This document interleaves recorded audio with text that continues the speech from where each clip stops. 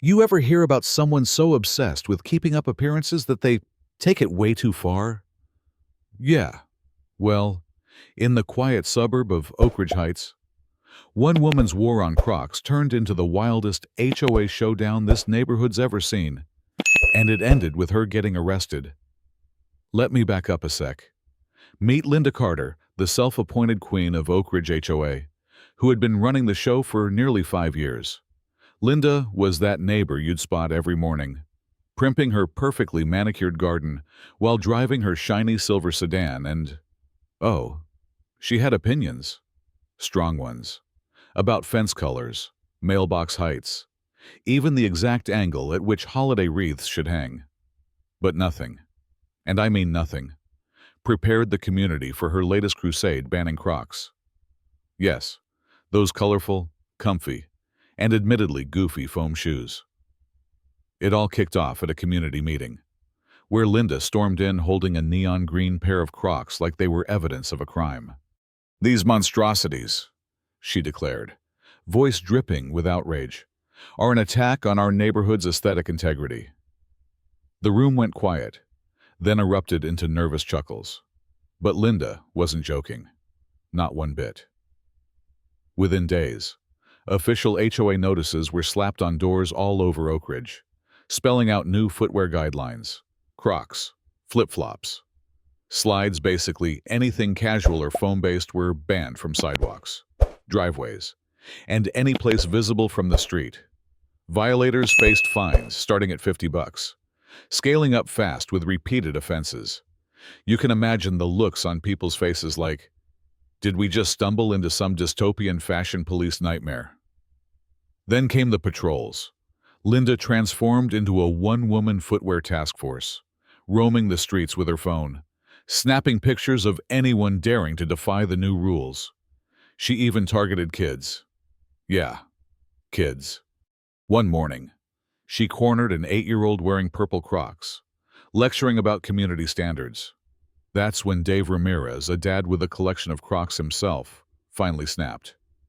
Dave started documenting everything: the photos, the confrontations, the absurdity. His friend Marcus, a lawyer, couldn't stop laughing when he heard about the situation but quickly realized Linda's actions might actually be crossing legal lines. When Linda went so far as to trespass onto a neighbor's porch and literally snatch a pair of Crocs off their doorstep, well, that was the breaking point. Dave caught it all on camera, Linda creeping up, grabbing the shoes like stolen loot, and strutting back to her car like she owned the place. He called the cops, filed complaints, and even got a local news crew involved. The story blew up overnight. Social media erupted with hashtag Crocsgate.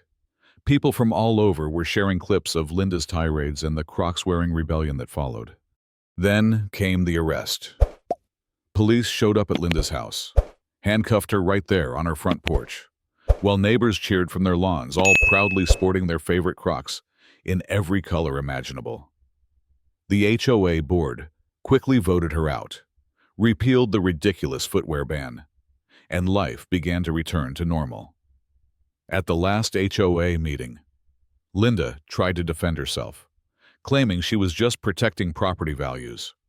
The room laughed her down, some shouting, "We'll be too busy being comfortable in our Crocs to care." Linda's furious exit, slamming doors and muttering threats, was the perfect final act. But here's the twist: Linda was sentenced to community service, hefty fines, and a restraining order. She expected a slap on the wrist, but got real consequences instead. And honestly, the whole neighborhood is still buzzing about it.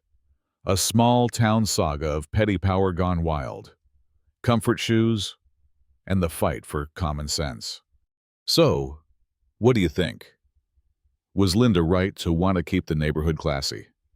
Or did she cross the line into obsession and harassment? Should HOAs have that much control over what we wear outside our own homes?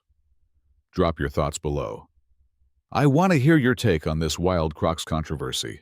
And hey, if you ever find yourself fighting for your right to wear whatever shoes you want, remember Oakridge Heights and their unforgettable Crocs rebellion.